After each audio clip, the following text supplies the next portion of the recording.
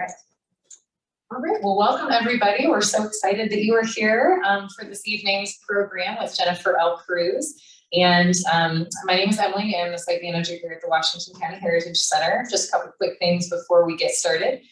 If you didn't have time to walk around the museum, we are open Tuesday through Sunday from 10 a.m. to 4 p.m. Stop by anytime if you would like. And we also have the Warden's House Museum open for the season. That's open Thursday through Sunday. So if you want to learn about the old jail that was here in Stillwater, that's the place to go. We also have Hay Lake School open as well. And you can find more information about all of those on our website. If anyone needs a restroom, there's some just right down the hallway here and around that corner, also in the lobby as well. And we do ask that you take just a quick moment. Excuse you. All right, here we go. Come on. Oh, there we are. Sorry about that. We just ask that you take a second to silence your cell phones if you would. We very much appreciate that. Welcome to those of you on Zoom. If you would just make sure that you're muted. We love that. And also, if you have any questions, Jennifer will be doing a Q&A at the end. For those of you who are on Zoom, you can go ahead and send those in the chat, and I will make sure that she does that. So let me do a quick bio for Jennifer here before we get started.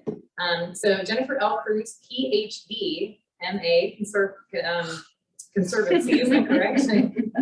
That's a master's in conservation. Conservation, master's in conservation, and Ph.D., I'm going to say it again, which is very smart. Jennifer uses both her science background and her knowledge and appreciation of historic textiles and all fiber arts in her evaluation of items and in her treatment methods.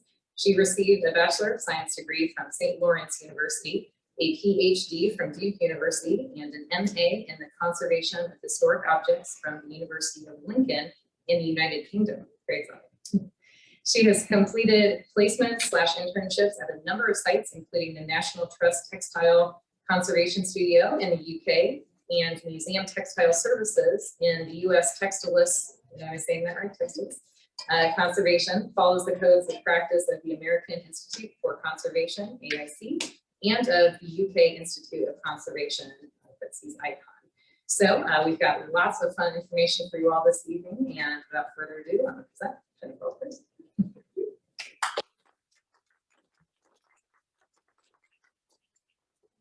Is that loud enough? Sounds like it's going off again. It seems to be going off by itself. Let's make sure we get that. It comes back on by itself. Yeah. So anyway, thank you, Emily, for that introduction. I'm really happy to be here this evening to talk to you about this project that I worked on in this gorgeous new heritage center that you have here in Stillwater. So what am I going to talk about? I want to say a few words about what conservation is, touch on textile conservation as a specialty area in conservation. Say a little bit about why you would want to involve a textile conservator like myself in the mounting of costume for a gallery like we have here. A few things about why mounts and mannequins are really important in the conservation and the display of costumes. Just a very few words on the types of mannequins, because there are very many, and talk a little bit about why we chose the ones that we did for this particular project. Then we're going to do, sorry about that. Then we're going to do a deep dive into the nuts and bolts of actually mounting. Just take a look at this here. All right, sure. Well, can I be heard? Is that all right? Mm-hmm. Okay. So we'll do a deep dive into the nuts and bolts of what's really involved in from beginning to end in mounting a costume like the ones you see in the gallery here. I'll say a few words about accessories, and then a couple of things that we come across when we're working with aged garments generally, trying to mount them. And then I hope we can adjourn to the gallery, and I'll be happy to answer any questions. So here we go. So first, a little bit about conservation itself. Probably the picture on the left is what you think of when you think about conservation: natural resource conservation, environmental conservation.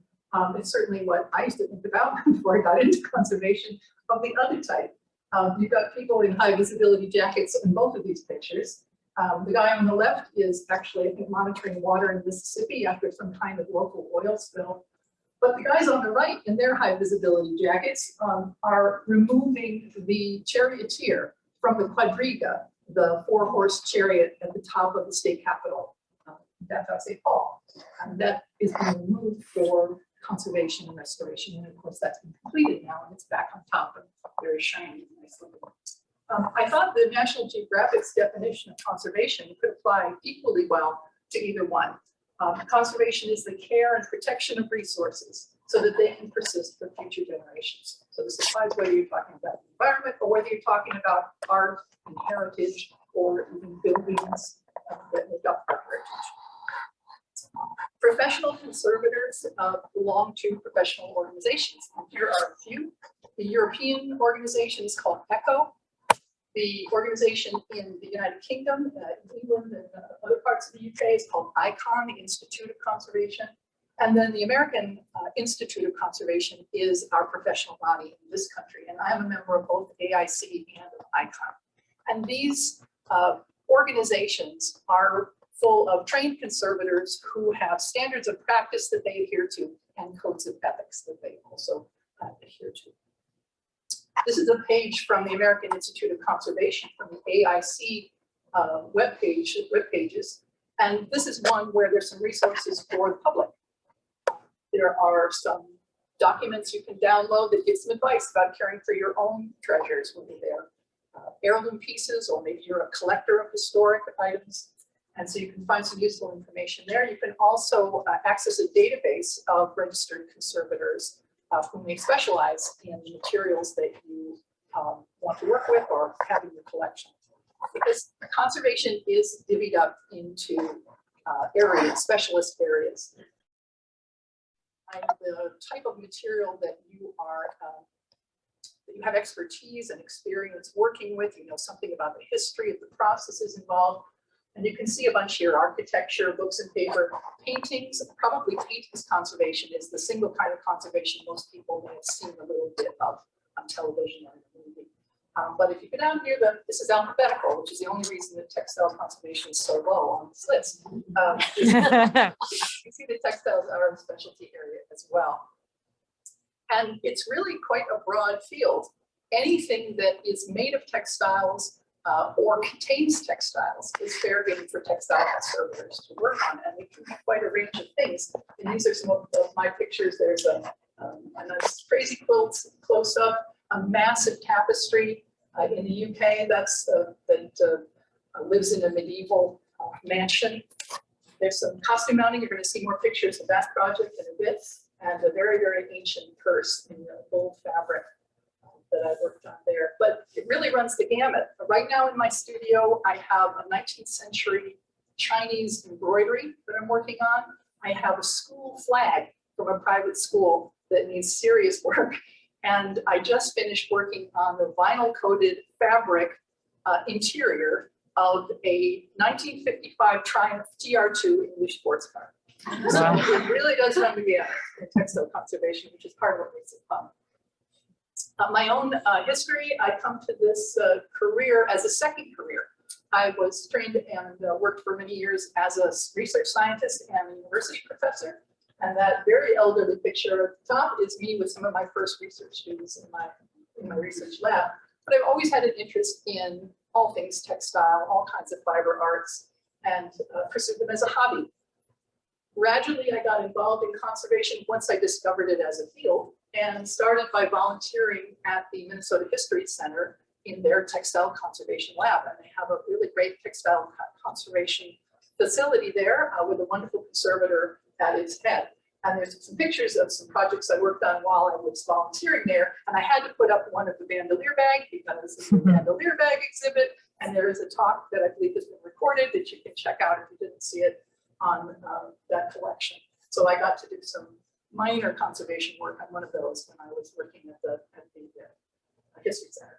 Also, if you go to the James J. Hill House, St. Paul, go in the breakfast room. They're still there. I've seen them a while. One of my first jobs was to make those reproduction curtains, and so they didn't have anything left from that house. Eventually, I took a year off and moved to England and did a master's degree at the University of Lincoln in England. And this is me working on a few projects there. Under magnification, I'm applying some artificial leather that I made to a scabbard, a wooden scabbard from an Afghan sword that I was conserving. And my program was an objects conservation program. So it ran the gamut: metals, woods, coins, everything, but my specialty area was in textiles. And that meant that I did internships at places where I could work intensively with textiles, like the National Trust Textile Conservation Studio, which is in Norfolk.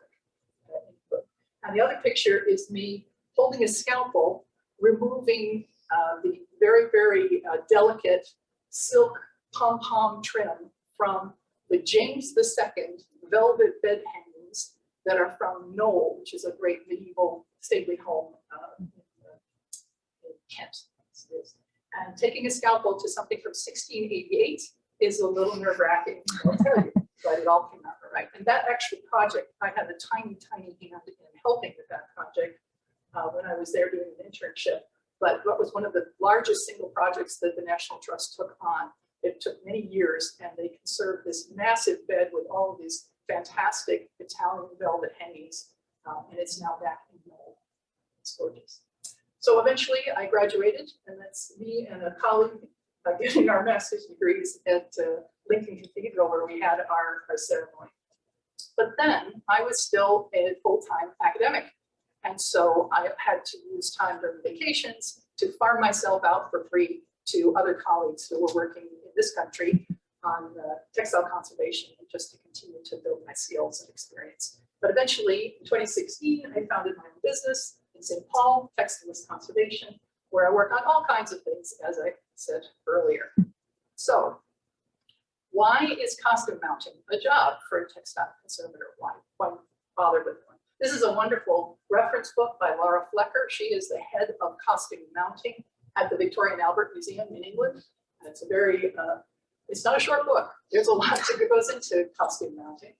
And it's kind of important to have a textile conservator's view a lot of the time, because textiles can be very delicate, especially historic textiles, and handling them can be a challenge. Unlike a lot of historic materials, textiles are subject to unusual strain, particularly costumes. They are held up in 3 dimensions, and gravity is not their friend. And there are old textiles that can literally pull themselves apart just by gravity alone. So it's important to have some information about how to mitigate those problems. And mount supports can do that. They can protect against some of that strain, but they also importantly can create the shape that the garment was meant to have when it was worn, so that it can be understood more in context. Here's an example of not mounting a costume correctly. This is actually from Laura Flecker's other publication, which is called Mounting Historic Dress for Display. Here, a historic piece of costume has just been placed on a plain, unmodified mannequin. And you can see that not only does it look like it's in danger, I mean, that one sleeve looks like it might just rip off of its own weight. It's also not displayed so that you can appreciate what that garment looks like. And I'll show you another example of that. This is meant to really show off the embroidery, which is sort of hidden in panels of the skirt that are all folded up here. So it's important for a couple of reasons. Protection of the garment is really important.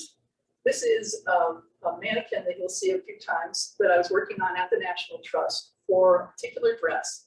And when I finished fitting the mannequin, the dress to the mannequin, it all seemed to be exactly the way I wanted it to be. We noticed that there were some folds on the back of the dress. These were not folds on the person that had worn the dress. They were just folds that naturally formed in the dress.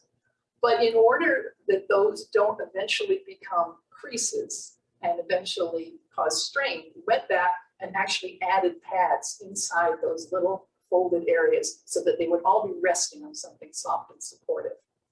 So the other thing that we care about is the materials that come in contact with the historic garment, because fabrics are manufactured often with sizings and different kinds of coatings that are important for the manufacture, but can actually be transferred to textiles that they come in contact with.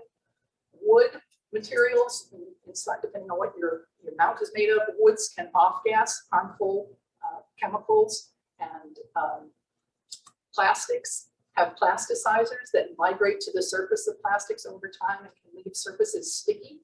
And so all of these things are serious hazards to historic garments and historic anything, really. So conservators tend to be very careful about what materials they use that are going to come into close contact, especially long-term, with historic objects. Here's another reason to consult the textile conservator. This was a really interesting object. This is a prototype flight suit that was brought to my studio by a group of people who were putting together a small private museum of aerospace materials. And was originally, like I said, it was a prototype. It was originally a World War II summer weight flight suit, sort of a canvas weight fabric, but it had been lined, and in between the lining and the outer surface was a series of tubes, perforated tubes that had been put in throughout the whole outfit. And you see the hose that's there about at the waist level? This was meant, we think, for a balloonist.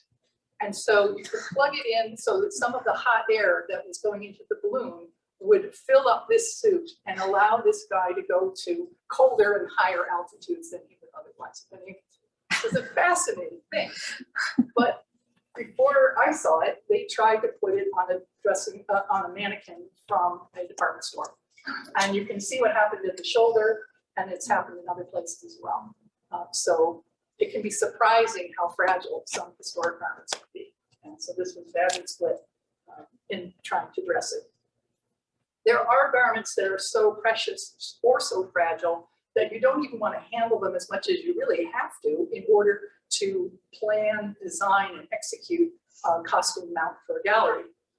This was the dress that I keep coming back to at the National Trust. A previous intern, I suppose, had taken the time to take measurements of the original dress very carefully and to make a full reproduction in muslin. And this is called a toile. And I was able to use that to do all of the initial fitting of making my mannequin to go inside this dress without handling the dress at all. That's obviously a major production number, and you need certain skills and a lot of time and resources to do that. But it is sometimes justified. Look at these two dresses. That's one dress. That's the same dress.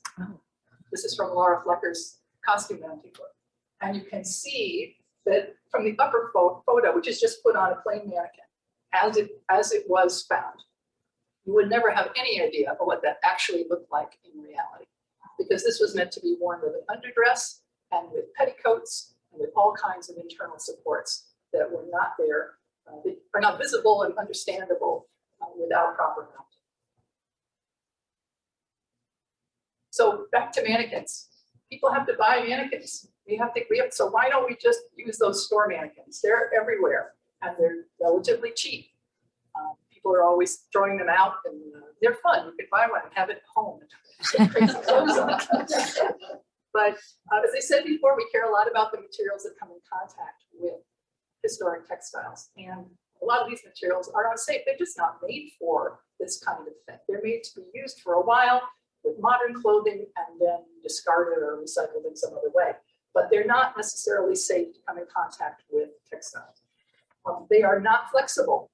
Even if they've got jointed arms and twist at the waist, you saw what happened with that flight suit. And that's a great example of the fact that a regular department store mannequin is just not something you can easily put into a fragile textile costume. Even if you can get it on this surface, it's very hard, it's unpadded. Delicate fabrics can actually fail just over time sitting on something that hard. It's not soft, not padded. They also are slippery, so they can get degraded. And very importantly, they're almost always inappropriate sizes and shapes for historic garments. Here's a graph I found on the web of average height for men and women over a 100-year period between 1896 and 1996. And the take-home message is fairly clear, that a lot of the historic costume was made for people who were not the same stature as most of us. Not only that, think about the department store mannequin. A lot of that, they don't look like us either, actually, when you think about it. So it's really not a great choice. And then let's think about the silhouette as well. These are just a few random examples I chose of historic costume shapes, basically. We refer to it as the silhouette. On the far left there, that's Beau Brummel, 1805. You can see what's considered fashionable in the way he wears his coat and the way he stands. and the way his trousers are very tight below the knee and very blousy above, and that interesting cutaway coat that he has. And not very many years later, 1826 is the next picture over. Complete, couldn't be more different really in terms of style. And you have this very narrow waist and a big frock coat skirt, and look at the big puffy leg of mutton kind of sleeves at the top. It's a completely different look, and that's not very many years apart. And I just chose these more or less at random. The next one is really the sort of the Jane Austen era look, which would be like 1812, around that time. And with this high empire waist and a very sheath-like straight dress. And then at the end of the 1800s, this is the look that was the new figure between about 1890 and 1910 or so. This was the so-called S shape, S curve shape, which was a corseted shape that pushed the chest forward and the hips back and was extremely fashionable. As you can see in this ad, or you don't want your old corset that doesn't do this, you want the new look that makes you look like the letter S, apparently. So I want to say at this point, a disclaimer, I am not a costume historian. I do not have the world of costume history at my fingertips. I know a few people who do, but I do have reference books and sites that I use, and I know some people. And so, so please keep that in mind. I do make sure that I know a little bit about the costume era that I'm dressing, but I'm not an expert. I don't even play one on TV. But anyway, none of these looks are what you would expect to see on a modern mannequin, right? The shapes are completely different. So this is a close-up from the other picture of the mannequin's shoulders. Look at that square shoulder line on all of them, the men and the women. And now look at these 1860s fashion shots. You can see it really easily in the women, but it's also true in the men if you look closely, that this very strongly sloping shoulder was considered fashionable and was the look that people were after. And so you had a very high, tight bodice or a tight coat and a sloping shoulder that went right up to the neck. So completely different. But you couldn't put these clothes on that kind of mannequin. It wouldn't work. So here's an example of a correctly mounted costume. I think this is from the Metropolitan Museum. I'm not sure where I saw this picture from. With that era in mind. And you see that gentle but clear sloping shoulder. And this is a dress from the late 1850s to the early 1860s. And this, in fact, was a picture that I used as a reference while I was working on the 1860s dresses for the History Center. Okay, so a little bit about the types of mounts and mannequins that are used in galleries. And again, there are many, many, many examples. I just picked a few to give a taste for it. Starting at the simple end, you can sometimes see pole mounts. And these are used usually for garments that are very geometric, very square in shapes. You see a whole wall of kimonos there. And we also have a Native American hunting shirt, which is sometimes shown like that. But there's a lot of garments that are cut very geometrically. And this can work if it's padded and the right materials are used on padding that pole. There is an argument about whether this is a good way to display costume, because you're not really showing the people who were living inside this costume. You know, you're showing it like it's a work of art and it's an object, not a garment. But that's an aesthetic decision and a conversation, and it depends who's trying to talk about it. Notice also that one of the kimonos is laying flat on a table. It is possible to have costume pieces and textiles generally that are so fragile that they should not be hung vertically or stood on a mannequin at all. And so these need to be displayed flat, or often you'll see them on what's called a slant mount, which is usually a padded board at not a very steep angle, allowing you to see more of it, but it's held gently in place and not vertical. What are some other ways to mount a costume? This is an 1802 christening gown that a client brought me in St. Paul that had been flat framed and actually had been glued to a piece of brown mat board. This is a very sad story. But once I got it cleaned and set up, we remounted it, and I made a padded support to go inside it, and it was completely covered with polyester satin, really. And happily, it had a split down the back. So the back of the dress was completely accessible. So I was able to sew some big cotton laces onto the back of the mount, dress the mount, punch a couple of buttonholes through the padded backboard that's behind it, and then just lace it onto that back. So I was able to mount it completely without a single stitch passing through that dress. How much time would that take? Oh, I don't want to look at my hours or something. Actually, this took much less time than figuring out what chemicals I needed to remove the adhesive that it would, and then remove the stains left by the adhesive and clean the gown. Yeah, it took a lot less time than that. It was smooth sailing after that. You can go to the lengths of building and carving a full torso or mount. This is just when I pulled from a book, but I've done this once, I think at the Minnesota History Center, and it was a much simpler, it might have been for a child's costume or something. It was small and relatively simple. But these blocks are slabs of a material called ethafoam that conservators love to use because it's been well tested, that it doesn't off-gas anything nasty, it's inert, it's stable. I think chemically it is non-cross-linked, expanded poly, it's not polystyrene, it's not polypropylene, polyethylene, I think it is, I think that's what it is, I'll check. Anyway, you can stack these slabs and carve it into a three-dimensional mount. This is a bit of an art form, as you can imagine. It's also a tremendous mess if you do it, but it is an option, and you will see this done by a lot of conservators. It is a great solution in many cases. Then this would be covered by a thin layer of padding and then a full layer of fabric as well before the garment was put on. These are invisible mounts, and these are kind of a very fancy way to mount some costume. They are very labor intensive and expensive to have done, but they can be made so that if you don't want to see a person at all, but you want to see the costume like it was on a person, you make basically some kind of shell that hides inside it. And they can be made out of buckram, which is more or less like paper mache with burlap, is sort of what it seems like. And it's the kind of thing that people used in making hats a long time ago. They still use it, I imagine. Phosphate is a polypropylene, could be another polyethylene material that is like a very thick, semi-stiff quilt batting. And you can cut it, you can shape it, you can sew it, you can build things out of this sort of a soft sculpture. And then if you steam it, it goes hard.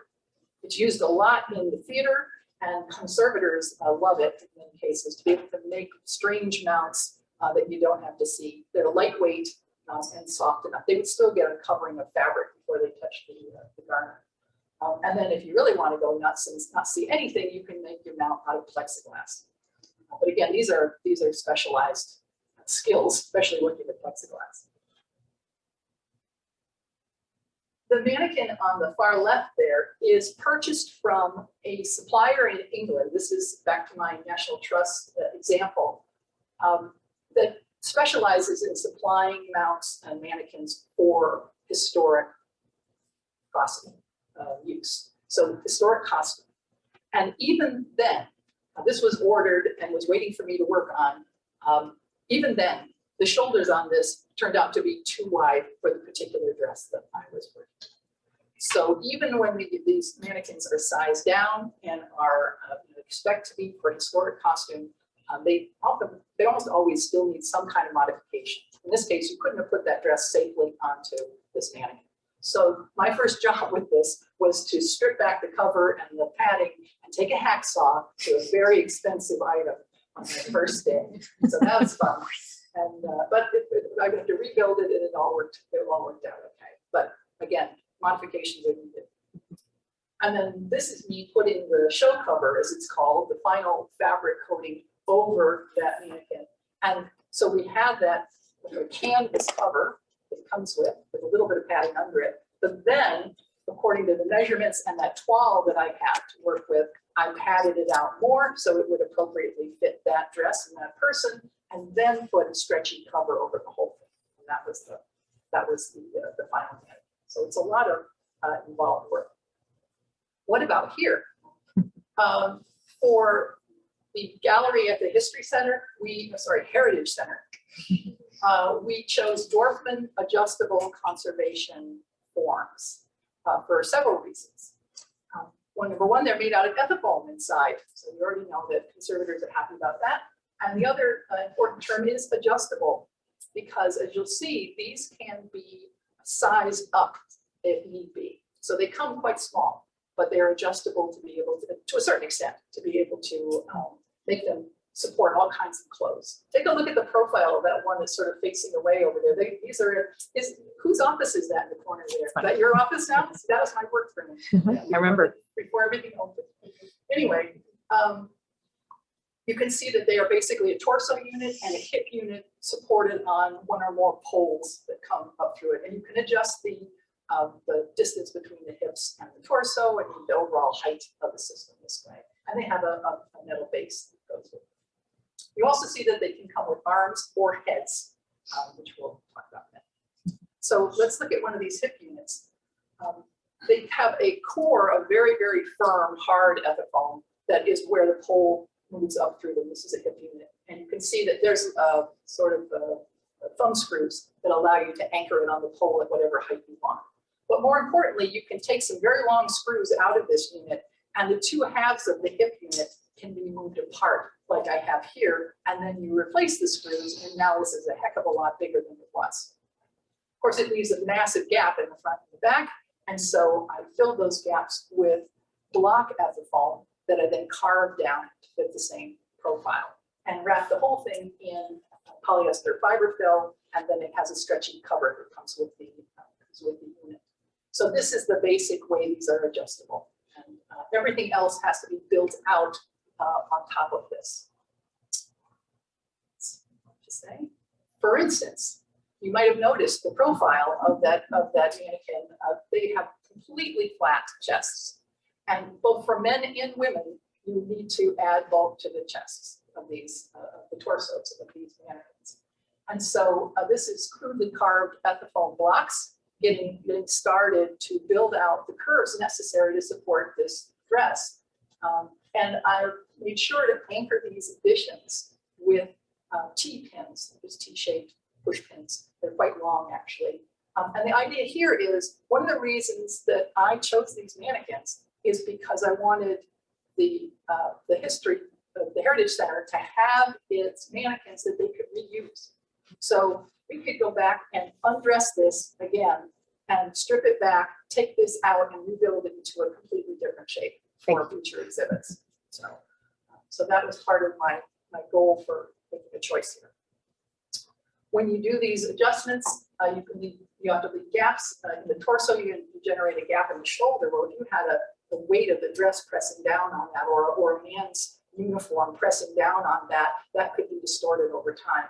And so I built little caps for them out of Pellon, which is a very heavy interfacing, the kind of thing you'd find inside a man's suit lapel. It would make it quite stiff. And so that was an easy fix for those. The torsos come with very long necks.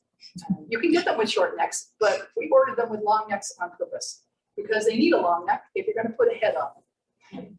But we weren't going to put heads on any of them except one. So in every case, I marked down about 3 inches, I think it was, and it's not a decapitation because there's no head there. Yeah, demeckification of the torso, and then repadded and redressed them in order to make it a little bit less space alien looking. And you can see there the difference in it. And all of those necks now, Emily, somewhere in this building, there is a plastic bag that says "Do not discard," and it is full of necks. And they all have a number and a code, and all the torsos have a number and a code on the bottom, so they can all be reattached later and recovered, and you can put heads on them. We still have them, don't worry. Don't lose my necks, at least. It's in the body room. But anyway, again, trying to keep this versatile for the future. The Dorfman mannequins come with arms, and they're nice, they're flexible, they have sort of a pop bead kind of connection at the shoulder, which you might have noticed in some of the early pictures. Unfortunately, they're absolutely the wrong size for every single garment in this display. So they're too small, they're too short, they didn't work. And that's not surprising conservators are used to making arms. So, so they're called sleeve supports, but they're arms. And you make them out of muslin and you stuff them with polyfill just like they were a soft toy. Basically, you stuff them there, and they're flexible. They're super soft. They're like a noodle, and you can bend them and flex them and put them into a sleeve, even if that's a very delicate operation to do. I think that's all I have to say about that. We talked about the shoulder line, but also the necks on these guys are pretty narrow. And so the neck pretty much disappeared into the collar of both of the 1960s menswear pieces. And so built neck supports from museum board and polyfill and fabric covering. And museum board is one of those things that conservators like to work with because it is made 100% out of cotton rag. It has no wood pulp, no lignin, no acid generating material in it. So it's safe to work with long term. And so that was built into the mannequin and put underneath the cover. And you can see the difference there in the way it fills out the neck now. More normal neck. So we talked about a few kinds of supports. Here are a few more. We also use the term sometimes underpinnings. And these are meant to replace, either to mimic the body or to replace undergarments that would be worn. And generate that period silhouette, that look that goes with this era of the garment. With the military uniforms, the 1860s trousers, and these are reproduction trousers that the exhibit designer Nancy purchased and found, and the shoes are also reproductions. Those trousers, a kind of soft and slouchy look was pretty typical for those kind of, you look at a bunch of Civil War pictures, you'll see that. They're just wool trousers, very simple and straight. But the 1960s men's trousers, both for the uniform and for the three-piece suit that's in the gallery, had wider legs and they were quite sharp creases and they looked, much more full. So something else was needed to support them. So full leg supports were made, again, of museum board and cotton tool tape, and turned into a tube and sewn up, and then hung from the hip unit of those male mannequins. And you can see here, I think, that with male mannequins, often the support pole does not go up right up through the middle of the body. It goes up through one leg, and then you have a second pole that starts at the waist and goes up into the torso. And this allows the pole to disappear completely into one leg of the pants that are being put on it. However, this is not stable enough for a garment of any weight. If I put the whole uniform on this, it would topple over because it's not supported enough on the other side. So I not only made a museum board leg support, but inside those legs is a PVC pipe that is drilled and has tapes on it. It is also connected to the hip under there to give it a more stable stance. And Emily is going to tell you later that the stable stance of the Vietnam vet has been adjusted somewhat. It needs readjustment. We'll see that when we go to the gallery. But anyway, this was the approach used to do that. It was not going to work with this outfit. This is the 1860s men's wedding suit.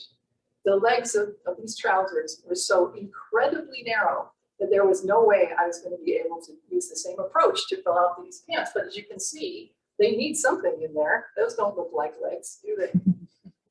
And so I learned right away when I became a conservator that a certain amount of MacGyvering, I believe is the term, is necessary in order to be a conservator. So certainly when it amounts costume. And so these are my flexible legs for that suit. They are a flexible drain pipe that you can buy at the home center. They work very well.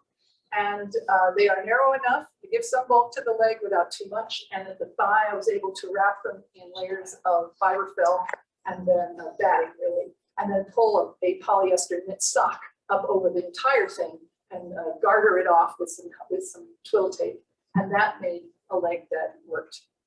These pant legs were so skinny as well that in order to get the shoe to line up correctly under the leg, I had to drill a massive hole through the base of the shoe and feed the pole up through it, which I thought was a great solution, but it became less great when I realized that there was a metal plate inside the sole of that shoe. And so it was quite a project drilling a hole through that. But it worked eventually. Okay. I mentioned before this tight fit and sloping shoulder look that we see in both men and women's garments from the 1860s. And that was something I also had to address in building out the mannequins. And so there's a technique used by tight rolls of really a very stiff polyester fleece that in graded volumes that you can build up the slope to however you want it. And so these were all adjusted to fit the costumes and also to look right. One more modification. With men's costume, it seemed to me that building out the body, if you can get that correct, then you're pretty well done. So if you get the body shaped right, and it's pretty much what you need to do. You don't need to go farther than that. This is on the left is the Civil War officer's coat as it was given to me, just draped on an unmodified mannequin, and then the final product in the gallery. And the pants, as I said, and the shoes there are nice, accurate reproductions to really add to the whole thing. The sash is an authentic Civil War sash, as is the buckle of the belt. We did have to replace the leather of the belt because it was, I think, mildewed and decayed, really, like a lot of old leather. And we didn't want it next to all the other textiles that are looking so good. So sometimes it's just building out the body is what you need to do to get it to look right. But with women's costume, that is usually not enough because undergarments are key to getting that shape correct. They're also important for safety of the object again, because look at the vast expanse of skirt in this example. And some of these fabrics can be quite heavy. And just the weight of those fabrics hanging unsupported can put unnecessary strain on the seams that they're attached to, and they can slowly pull themselves apart. So that's important for support of some sort. And it's almost always skirts that we care about. Sometimes it's also sleeve supports. So skirts are usually supported by petticoats or bustles or crinolines or some variation on a theme. You see the big padded quilted item, that's a typical petticoat of an early era. They were quilted and thick, and they held the dress out. They were also quite warm, which was helpful in a lot of early habitations. And little bustles and things at the top that people tied on at the waist just to make a little bump out in the back. But petticoats got bigger and bigger, and people had to layer them, thick petticoats on top of each other as the style for bigger and bigger skirts came on. This was incredibly difficult to walk around in. It was uncomfortable, it was hot, and it was heavy. And so the invention of the cage crinoline is an example here. These were made with the rings of either whalebone, they could be, eventually they were steel, but many materials were used, and many different shapes were used. But that was a tremendous advantage over wearing, 4 layers of thick quilted petticoats in order to get your skirt out to the right size. The picture at the top is that same mannequin I keep referring to at the National Trust. And here we had a mannequin I was making for a single dress. Nothing else was ever going to go on this mannequin, just this dress. And so it probably would have had a small pad, small bustle pad at the back for that dress. This was 1868. And when a mannequin is just for one dress, you can put the bustle on the body. And so that's basically what I'm doing there, is adding that bustle padding to the mannequin itself. And then that would be under the show cover, but not a reusable solution. For garments that are relatively straight, you can use what's called a tube petticoat. And these can be made of all kinds of things. I mean, I've seen them made, in fact, I've made them out of mylar, out of basically plastic sheet for temporary display of things. There's various styles from the B&A manual that I referred to earlier. And this is a dress from 1910, we think, that I conserved and mounted when I was a student at Lincoln. And that has a tube petticoat underneath it because it was a very, very straight drape of that. But the large bell-shaped skirts in the 1860s, this tube petticoat is not going to do it. So what can you do? You can make a full crinoline. You can sew it. I've got the instructions. It's a big project. It takes a lot of time. Is that a good use of your budget? Maybe not. So there's a lot of hours to make one of these cage crinolines. But what are we left with? A picture on the left is the beautiful brocade dress that's in the gallery. just put on a plain unmodified mount as it comes from the factory. Doesn't that look lovely? It doesn't. I'm not even sure I could tell that that's a skirt. Couldn't that be like wide palazzo pants? Maybe, you know, it's just horrific. And so somehow we wanted to economically get from there to something closer to this almost finished mount in the workroom here at the Heritage Center. So what was I going to do? Well, people wear hoop skirts now, don't they? Lots and lots and lots of hoop skirts, actually. Proms, weddings, quinceañera, which I can't say correctly. They're available, lots of them, different shapes, different sizes. And so I ordered a few and did some experiments. And I found that with one large full hoop skirt and one small, more tutu-like petticoat combined, I could get the shape I was after to support these dresses. And here you see the bell is just, this is my initial mounting of this, the bell is just uniform. But if you look at these dresses, in this era, there was less pleating and less volume in the front, and it was more of an elliptical shape. It's called an elliptical hoop. And so it was more to the back. And I was able to attach twill tapes and move these things around and change the shape of this bell somewhat, so to push more of the fullness to the back, as we'd expect with this kind of dress. So that was a happy solution to what might have been a very time-consuming project. Okay, accessories. Accessories, like underwear, often do not come down through history to us. Many of them are lost. They're rarely preserved. The main piece of costume might be preserved, but not all the things that went with it. Some of them are worn close to the skin and were meant to be changed out frequently. They were protecting that main garment from wear and from soiling. And so they were more disposable and they were more worn, so they didn't survive as much. Other accessories were just ornamental, but they're still necessary to get a good idea of what that look was supposed to be like. So back to my famous brown dress that I'm working on. That was, on the left is the dress of the National Trust that was given to me to work on. It is mounted temporarily on a plain mannequin. But the whole point here was this was sent to us by the curators at Claydon House in Derbyshire. They have this massive portrait of Margaret Maria Verney, Lady Verney, wearing that very dress.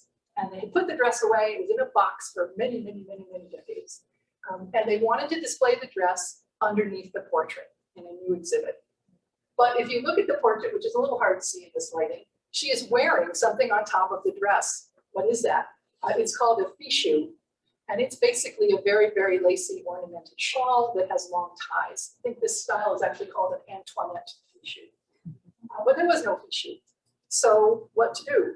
Well, you reproduce it. So this is what I made using drawings and that painting itself to figure out how to make a little shawl just like this with these ultra long ties. Took 27 meters of ruffling, which is not something I recommend to anybody. And you can see it now installed at Claydon House underneath the portrait.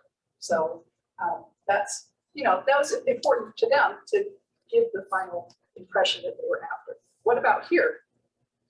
This is a plaid gown from the Minnesota Historical Society, which is on display in the gallery. It has a style of sleeve that's known as a pagoda sleeve. It's about a 3/4 length sleeve that ends in a very wide bell, but it would never be worn with just naked wrists showing. That's not how these dresses were worn. They all were worn with undersleeves, also known as engageantes. And you can see a couple pictures here from one of my other favorite reference books, Janet Arnold, Patterns of Fashion, with these undersleeves showing. And in fact, in the middle between the two, there is a picture of an engagement by itself.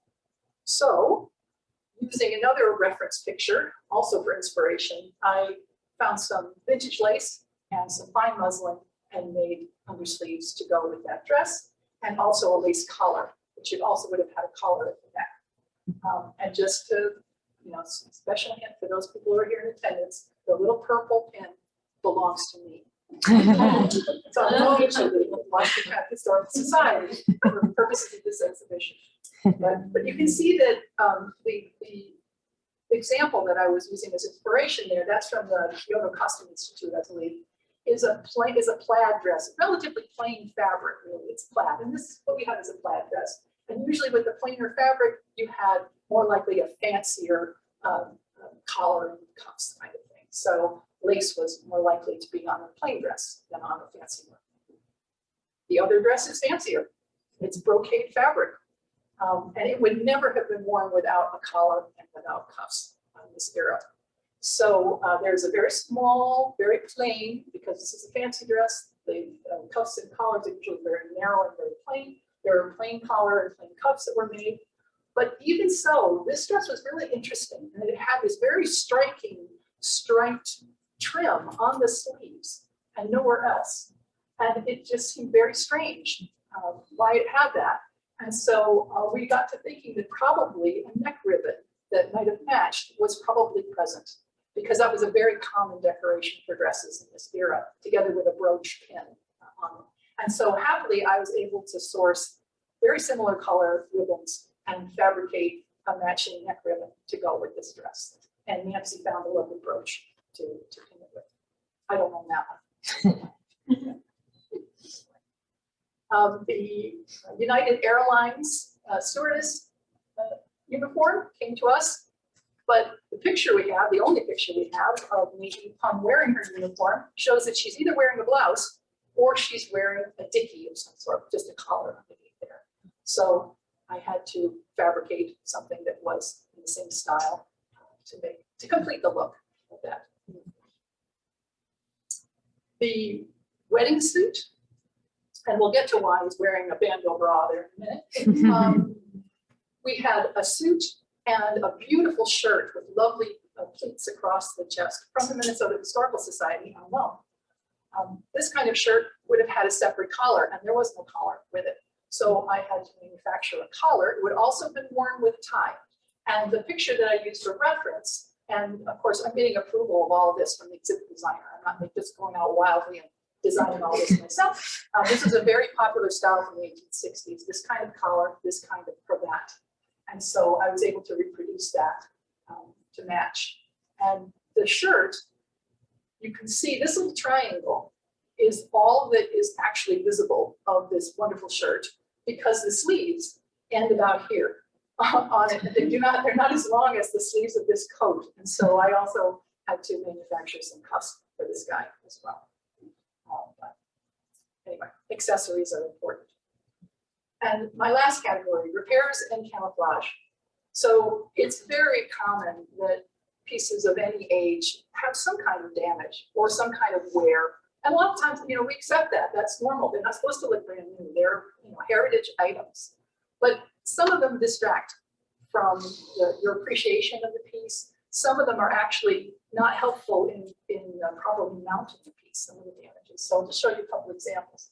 But keep in mind that any kind of time that the conservator intervenes on an object like this, on a historic object, we have to think about it a lot. We have to think about the materials that we're going to use, and we plan to make everything reversible.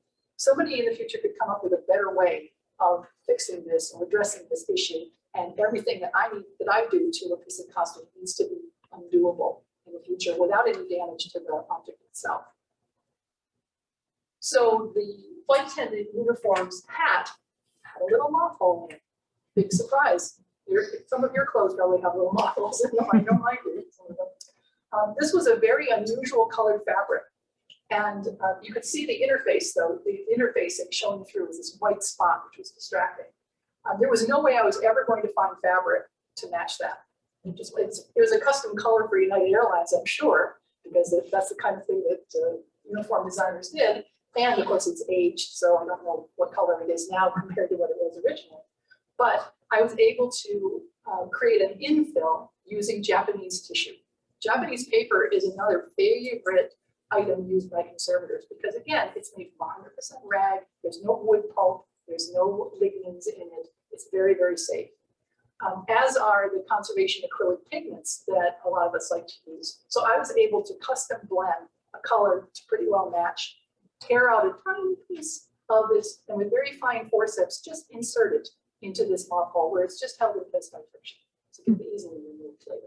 But it doesn't distract anymore from the look of the hat. Back to the bandeau bra here. It turns out that this beautiful wedding coat came to us missing its top button. And this is a very tight fitting jacket. And there is no way for it to close up without that top button. And so the first picture on the left is me trying to encourage the jacket to take on the closure that it should have with just a very soft band of quilt tape pinned around it to encourage it. But I had to make a faux button for that jacket. And did that with, again, a little disc of museum board covered with black moleskin fabric, which is very, very similar to the coat and to the buttons, actually. And then I didn't want to sew it to the jacket. So I sewed it to a piece of black interfacing, Pellon, and also to a black cotton lace, which I was then able to sort of tie around the torso to hold the thing closed, but not actually put any holes in the garment itself. So it's sort of a precarious, but it worked. And then the last thing to do, once these costumes are on their mannequins, is to steam them lightly to relax the creases. This beautiful picture taken in harsh raking light shows you that there are 160-year-old creases that are not going anywhere. They've been there, they're at home, and no amount of steam is going to make them go away. So, but in general, they're in very good shape, actually. And the same was true for the 60s clothes. They were also given a light steaming before the exhibit opened. And I just want to end here by pointing out that I was hoping Nancy could come, and she's hiding almost here, that conservators work really hand in glove with exhibit designers and curators in making these decisions and putting these things together. And that lovely gallery in there was entirely designed. All the costumes were chosen by, all the text was written by, all the photographs were chosen by, the layout of the whole place was designed by Nancy O'Brien Wagner of Blue Stem Heritage. So with that, I will thank you.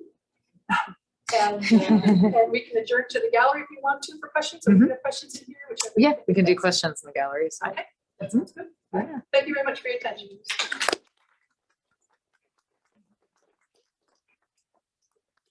So if y'all want to stand up, stretch a little bit, and we'll meet over in the gallery. For those of you on Zoom, I will take you there, I promise.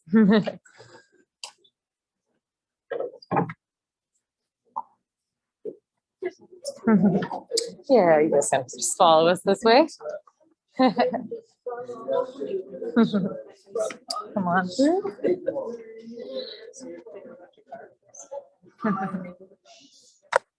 Thanks for leading the way, Elise. Appreciate that. Yes. So I was just saying how frustrated I am with, I'm in a aviation nonprofit. Okay. And the way Zoom has been working for us. We're trying to, because we're doing hybrid meetings. I kept, you do see me adjusting it a lot. Yeah. Yes. But you're using a phone. I am, yes. I'm able to Zoom with the phone, like zoom in on certain But parts you're doing easier. Are you just, is this a Zoom meeting? It is, yeah. Yeah. Sorry, Zoom, I'm referring to when I say zoom in on something, Yeah. I'm referring to like the actual camera doing it. I wasn't able to do that as easily or at all with a computer. So I switched over to phone instead. So, yeah. It's been easier for me. It's been a lot of trial and error though.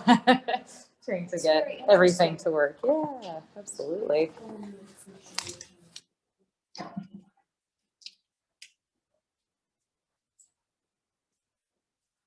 I'll never look at the shoulders the same way again. So interesting. So who decided, I mean, like, how did this group of costumes come to be together? How were they chosen? Let you speak to that. Well, in the 1860s section, we only have, in our collection, we only have girl prints. So we wanted a men's suit and another one. So of course we're, talking with the Minnesota Historical Society, the collection is much larger than ours. And then for the 1960s, we had Nadine Pung, who was the stewardess, Right. and that other dress, the two female Mini dress. mini dresses are hers. And then the suit is from the Minnesota Historical Society. The Jennifer, if you want to come towards the show. Yeah. two military uniforms are from our collection. Yes. Perfect. There's plenty of space, so if anyone wants to step down this way, I they am can. neither from the, I'm actually, I'm neither from the 1960s or the 80s. That's why you're in the middle, so yes. Closer to that. Yeah. Too much closer. Who wants to ask the first question? Yeah. How long does it take you? I realize each one has its own challenges, Yeah. but which one for you held the most challenge? Okay. Yeah.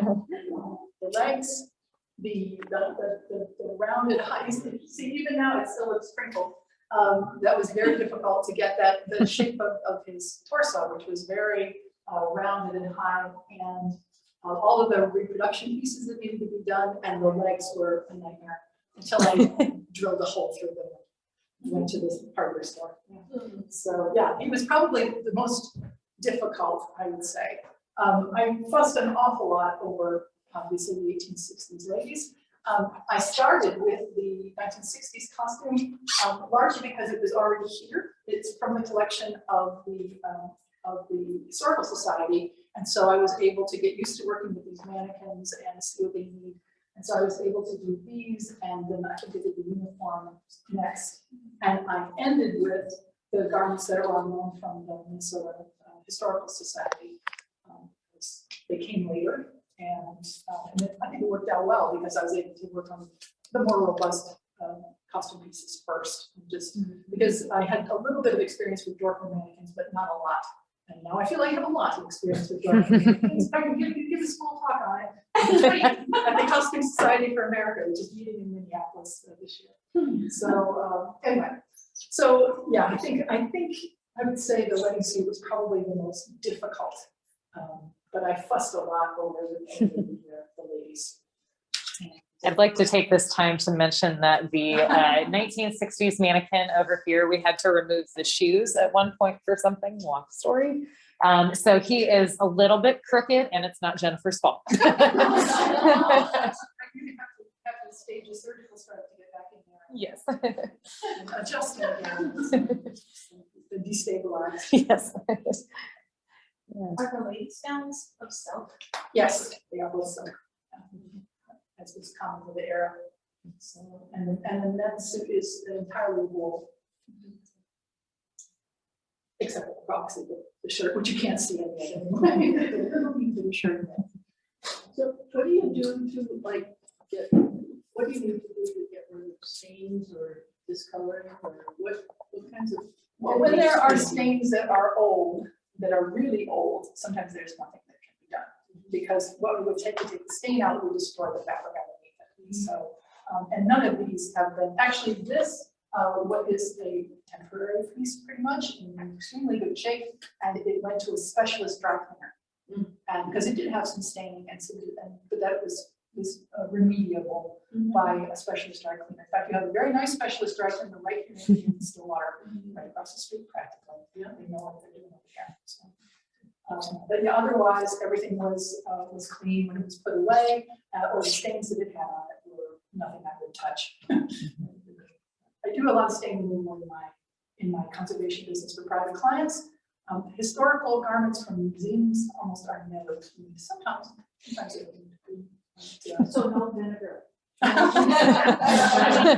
It's just not anything you would. Well, vinegar isn't all that harmful on some things. I mean, I have a long list of things that I try, but you need to know what the stain is, if at all possible. Oftentimes that's just hopeless. You're not going to know what it is. So it's a lot of very, very delicate testing, and that takes time. And I have a suite of things that I try.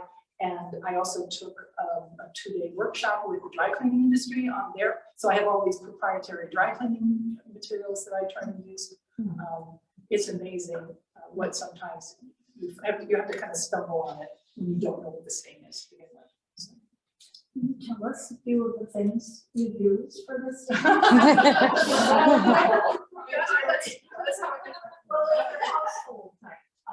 Well, things that, mild things, a lot of things can be, you'd be amazed what water you get out. You would be amazed. I've taken things that were horribly discolored in yellow and put them in clean water, and you can see the yellow just migrate into the bath. So sometimes that can really, because a lot of things, if you think about whites in particular, whites are the safest thing for you to try things at home with. So if they're not prints, they're white goods. Like that, say that christening gown I showed in the presentation. Now that was very delicate lawn, but it was all white with white embroidery, and a lot of our old things that we inherit are white goods. And they're probably the safest thing to work on. And a lot of the yellowing that you see is actual degradation products of the cellulose in the fiber, in the cotton or the linen. They break down naturally over time and oxidize and give off these products, breakdown products, which are yellow-brown. And they accumulate in the textile. And they're actually harming the textile because they are acidic in nature. And acidic degradation amplifies more degradation of the textile. But a lot of that yellowing can sometimes just wash out gently by hand and put it in the washing machine. So, but it's really, it's not possible to tell you what will work because it varies so much. I spent an age trying to get a blue stain out of embroidery. I know it was a quilt, a child's quilt that the client brought in, and tried everything. The last thing I tried, as I was going to give up, was a very dilute solution of ammonia. And quickly come back because that's an oxidation reduction reaction. And so it's possible that over time it will oxidize again. Actually, that shouldn't be an oxidation reduction reaction. Anyway, some stain fixes aren't permanent because their pH changes. You changed it from an acidic to a basic state, and over time it can change back again. So that's how a lot of dyes are actually, a lot of bleaches work by they don't remove anything. They just change the color of the molecules that are stuck in the fabric. So oxidizing, but you never ever put anything in oxidizing bleach, like Clorox. Because the other thing about it is that stuff will stay in the textile even after you rinse it sometimes. And unless it's neutralized again, you know how you leave something and it starts to rot later on? Yeah. That's often why, because it's actually got residual bleach embedded in the textile. It hasn't been neutralized. So people quite often use an acid treatment afterwards. Is there a brand of bleach that we should be using? No, that's all foreign bleaches. It's just foreign bleach, yeah. Is this another common story? I think it's foam leather. I think it's faux leather. I haven't tested it, but I think it it's definitely leather like. Was that very clean when you got it? Oh yeah. Oh yeah. It was in great shape. That dress is the only thing that's missing. And someone here earlier agreed with me. The white go was. Oh, yeah. Oh, we need some white go legs to go. That's bad. It's a great dress, isn't it? We have a picture of her wearing those. We do, yes. And in fact, there are two dresses in the same fabric, aren't there, in the collection? The other one has got a jacket that goes with it. So there's two, and I think the other one's a sleeveless dress too, right?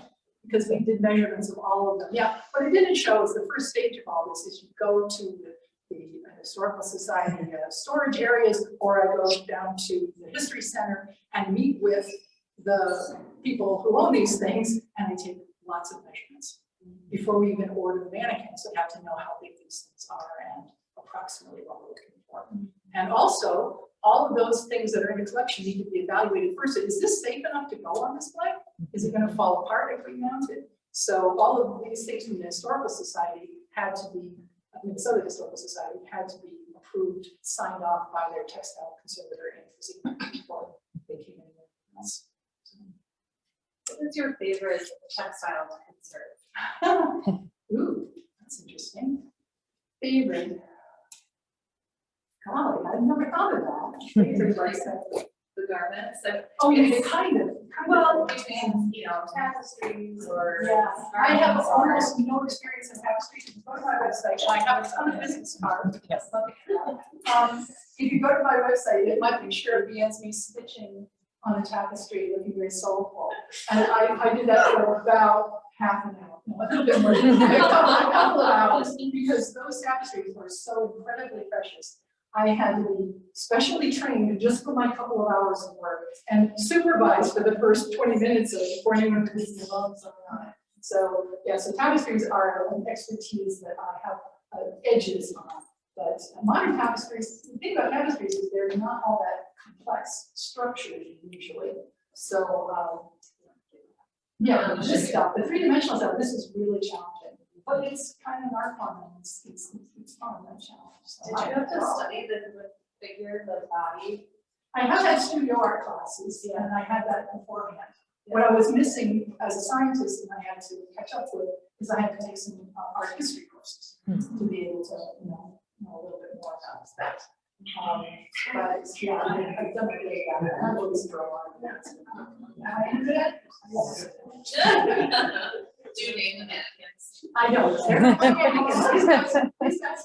But you work on them for so long, hours and hours. It must get very exhausted. That's true.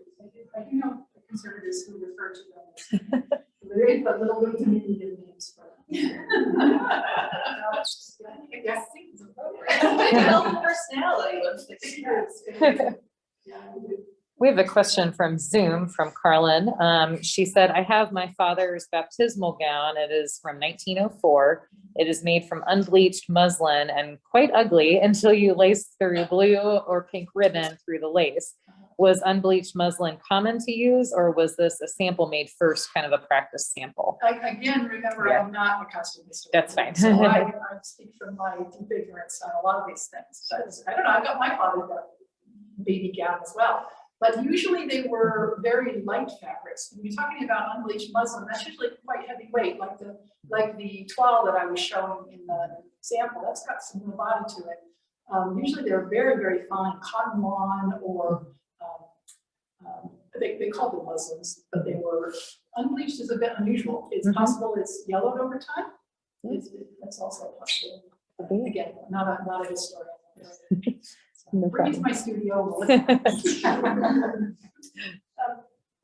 You talked all about putting it up. How about taking it down and storing it after? What happens when you have to put things away then? Yes, that is equally dangerous. The unmounted is also very dangerous. And so, actually, I think my name is inside most of these in case they need help taking them down. But yeah, these costumes were shipped to us from the Historical Society, and that's how they will go back. They will be padded out extensively with acid-free tissue paper. So you won't have them folded flat or tight. They'll be in roomy boxes with lots and lots of scrunched up paper to sort of fill these empty spaces. Lots of support, exactly. And they'll all be in acid-free boxes, which is probably how they were received. So yeah, it's really important that they be put away correctly, or those creases will be forever. And it's a bit of a challenge. That was actually kind of a hard job. It's actually packing stuff up because you are inevitably putting in something smaller than this person and in the dress. So there's a lot of risk of creasing things, and you have to put all kinds of tubes and snakes of paper to pad it out. So I know a client brought me a wonderful wedding dress. It was a very simple dress of rayon from the 1920s. 20s? No, 30s rayon. So it was late 30s. But his mother was an immigrant farm worker, married at 16. And their family, the kids, have been carrying around this dress in a box forever. And they had all of her little accessories that went with it, the lace and tias, or it was pretty. And so for them, I packed that up in an archival storage box so that they could preserve it it was carried around in a shirt box. Well, we do, right? You put things away, or somebody doesn't know, and puts it away, and they're taking care of it. And that thing lasted quite a while. So you pretty much try to make it through the years if possibly can. As much as you can in the box, in the constraints that you have in the box, basically. Gloves are an interesting topic.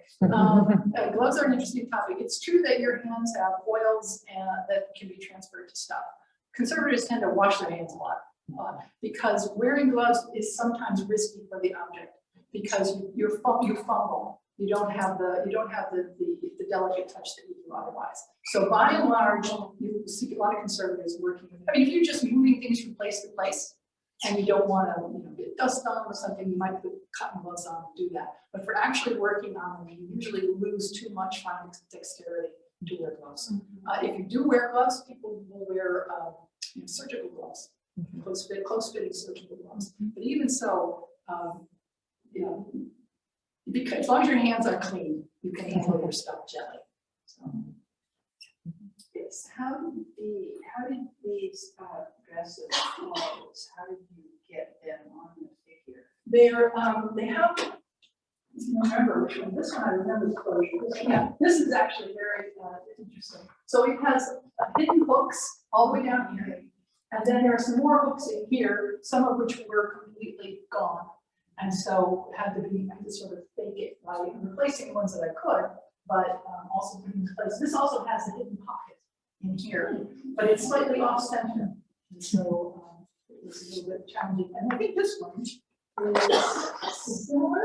Yes, hidden hooks again. And this one had lost a lot of the stabilization for this line. So I had to attach a twill tape to bring it up to the right height and wrap it around the back. So yeah. So, because you know how it is, right? You have Thanksgiving dinner and pretty soon the dress doesn't fit anymore. You know, the velvet one that I showed you in the talk from the National Trust, that painting was made when she was married.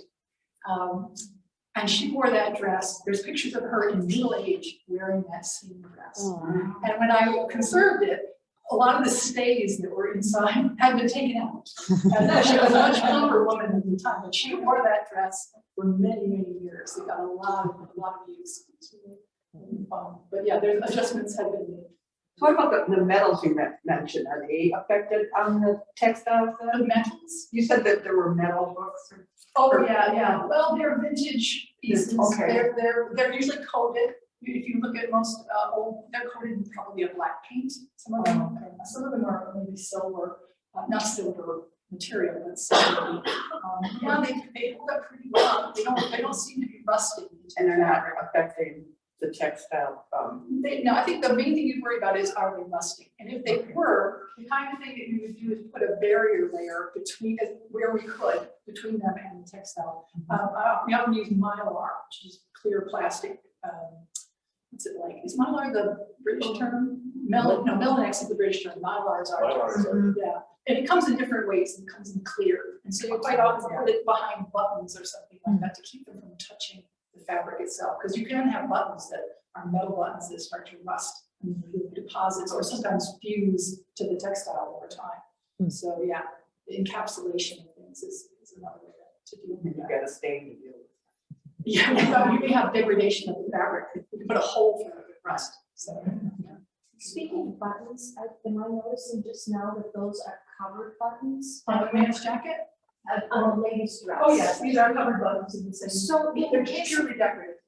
Right, but in the case of your work, would you, speaking of rust, if the buttons were just like that, the fabric was still good, Yeah. you would not mess with that, I right? wouldn't mess You with wouldn't be checking for rust under. No, Because a lot of them, they were made out of a bunch of different things. Some of them are wood, which also has its own problems. See, I'm thinking metal. Yeah, I mean, because they are metal now, and those might be metal. I haven't messed with them. But when I did my initial examination, I would look around all of them to see if there was any problems in that area, and I didn't notice any. Maybe you caught one I missed. But yeah, they seem to be perfectly encapsulated by the silk and doing its job. So Now, that's amazing. yeah, This dress is 1860 something. yeah, I think it's in the 1860s. 1863. Yeah, And the button covered. so beautiful, aren't they? The dress that I showed the National Trust, which was 1868, which of course had been worn and worn and worn, also had metal dome buttons all down it. And also as decoration, like these are on the sleeves. And many of the ones in the front, it had been wrapped in the same silk, in a silk fabric, like the trims. And it had worn completely through, and you just had warp threads, and then the threads had been pushed to the back. So I was able to humidify those and bring them to the front again. And then I had custom dyed, very, very thin sheer silk fabric, pretty heavy. And I made covers that encapsulated them completely. And they looked fine, they were protected then. So, But there was no rust in there either, 1868, not buttons. So whatever they're made out of, somebody who knows what buttons are made out of, can tell me. I'm not a costume historian. So, yeah, I don't know what they make out of it, I don't know. Somebody does. I'm putting out shells.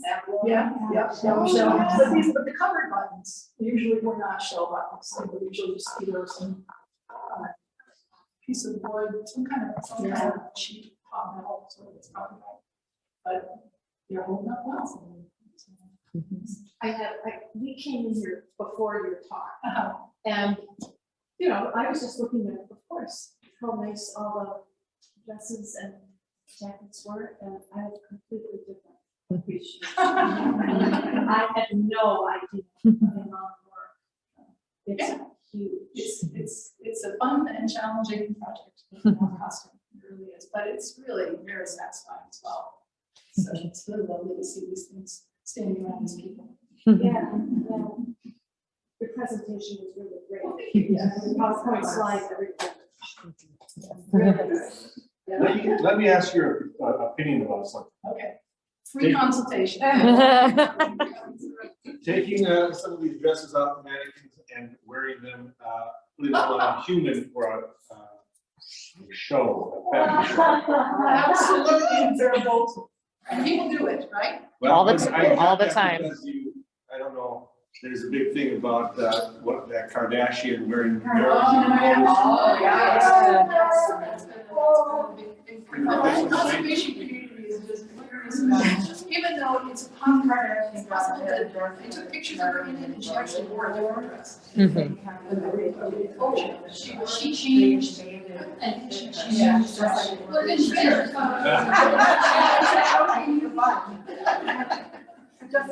Yeah, no, that was very, very common. And you know, I was very common there. Go to a county museum. And quite often there would be, an old homes days in our town, and we would dress up in the old costumes. It was very normal. Nobody really thought about it, but it is a terrible, terrible thing to do. We're all dressed there, and we have photos of people. Nobody wearing it? Doing that, yeah. No, there must have been small people. Yeah, What about the Well, outside that photography? explains why there's so much work around the waist. yeah, I think so. Thank you. Are there some more questions? Okay. Oh, Karen has one more question. Oh, Same way they go back. You just get some-